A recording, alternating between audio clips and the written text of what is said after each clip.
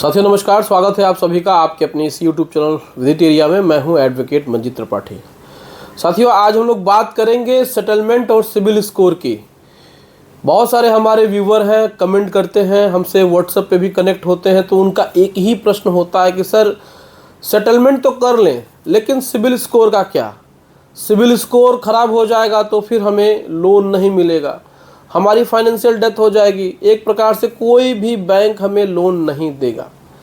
तो आज की इस वीडियो में हम लोग इसी बात पे चर्चा करेंगे कि सिबिल स्कोर का क्या इम्पैक्ट होता है आपके सेटलमेंट पे, और सेटलमेंट के बाद सिबिल स्कोर अगर ख़राब हो जाता है तो लोन मिलेगा या नहीं मिलेगा, या फिर क्या क्या ऐसी चीज़ें हैं जो कि आपके लोन सेटलमेंट पे अफेक्ट करती हैं, कितना नुकसान होगा, कितना फ़ायदा होगा, क्या कुछ होगा, इन सारी बातों को हम लोग डिटेल से आज वीडियो में जानने की कोशिश करेंगे। वीडियो को पूरा देखिएगा। देखिए, सबसे पहले तो हम आपको बता दें कि लोन सेटलमेंट आदमी कब करता है। जो बोरोवर होता है वो सेटलमेंट की तरफ कब जाता है?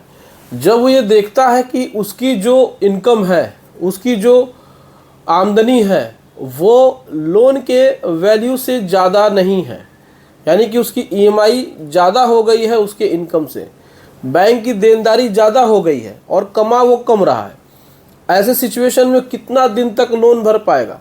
कभी ना कभी तो वो डिफ़ॉल्ट करेगा ही करेगा। अब बहुत सारे ऐसे लोग हैं जो मल्टीपल लोन्स ले लेते हैं, लोन पे लोन लेते जाते हैं। वो सोचते हैं कि एक दिन सब कुछ ठीक हो जाएगा, लेकिन होता कुछ नहीं है। प्रैक्टिकल चीज़ आपको समझ में नहीं आता है। आप सोचते हैं यहाँ से भी ले लें, वहाँ से भी ले लें, हर जगह से लोन ले लें, लेकिन उस लोन की भरपाई आप कहाँ से कर रहे हैं? अपने उस इनकम से। और वही जो आपका इनकम है वो जो बढ़ नहीं रहा है। तो जब इनकम नहीं बढ़ेगा तो लायबिलिटी बढ़ेगी, और लायबिलिटी बढ़ेगी तो डिफ़ॉल्ट होना स्वाभाविक है, यानी कि डिफ़ॉल्ट होना तय है।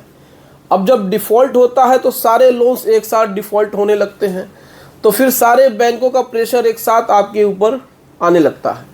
अब ऐसी सिचुएशन में कहीं से भी आप पैसा ले करके उसको रेगुलर तो कर नहीं पाएंगे।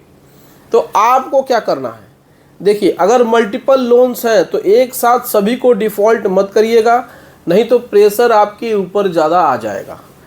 और जब प्रेशर जब आपके ऊपर ज़्यादा आएगा तो फिर आप उसको हैंडल नहीं कर पाएंगे।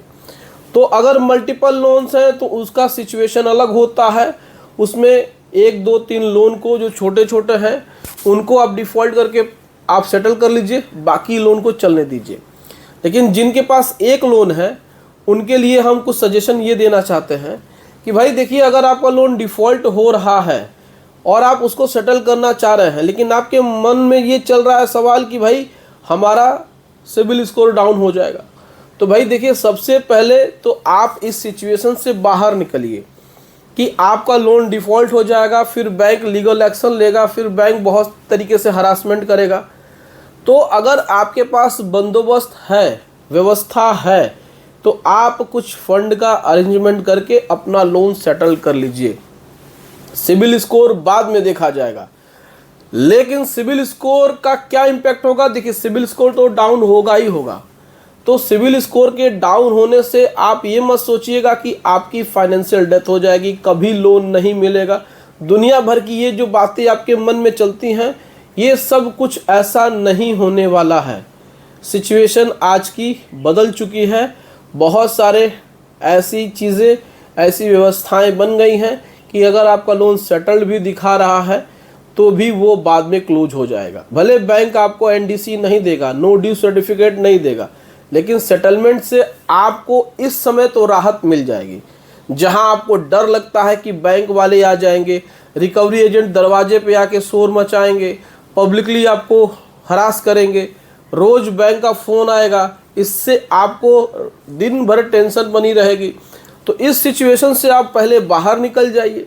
बाहर निकलने के बाद फिर आप ठंडे दिमाग से सोचिए कि आपको अपना सिबिल कैसे ठीक करना है। सिबिल ठीक करने के बहुत सारे रास्ते हैं। पहला तो कुछ पैसा इकट्ठा हो जाए, तो 6 महीने साल भर के बाद उस बैंक से बातचीत करके जो अमाउंट आपको सेटलमेंट में छूट मिली है उसको कुछ सर्विस चार्ज या पेनाल्टी जो भी कहें बैंक वाले जो भी लें, उसके साथ उसको पे करके आप अपना सिबिल स्कोर ठीक करा सकते हैं। उसके अलावा उपाय ये है कि किसी बैंक में एफडी करा लें 20-50 हज़ार का, उसके साथ एक सिक्योर्ड कार्ड ले लें और उसका 30% ही इस्तेमाल करें, तो इससे भी आपका सिबिल ठीक हो जाएगा। तो सिबिल ठीक करने के बहुत ही रास्ते हैं, ऐसा नहीं है पहले हुआ करता था कि एक बार सिबिल डाउन तो आपको 7.5 साल तक लोन नहीं मिलता है, लेकिन आज के समय में ऐसा नहीं है। बहुत सारी ऐसे प्राइवेट कंपनियां हैं, एनबीएफसी कंपनियां हैं, बहुत सारे प्राइवेट बैंक्स हैं जो सिबिल डाउन होने के बावजूद भी कुछ गारंटी के साथ आपको लोन दे देती हैं।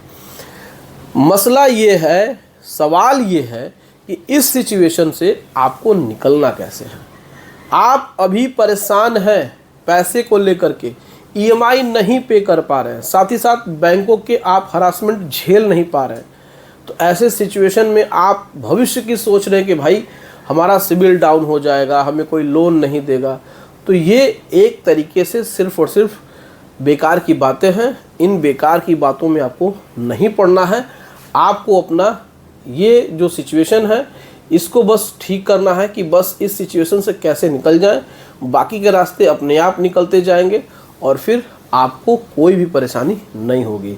तो सेटलमेंट के साथ साथ सिबिल स्कोर का ध्यान देना है, तो फिर आपको कोई नहीं बचा सकता है, आपकी कोई हेल्प नहीं कर सकता है। पहले आप सेटलमेंट कर लीजिए, सिबिल का बाद में देखा जाएगा। तो साथियों, उम्मीद करते हैं कि ये वीडियो आपको पसंद आई होगी। वीडियो अच्छी लगी हो तो वीडियो को लाइक और चैनल को सब्सक्राइब जरूर करिएगा।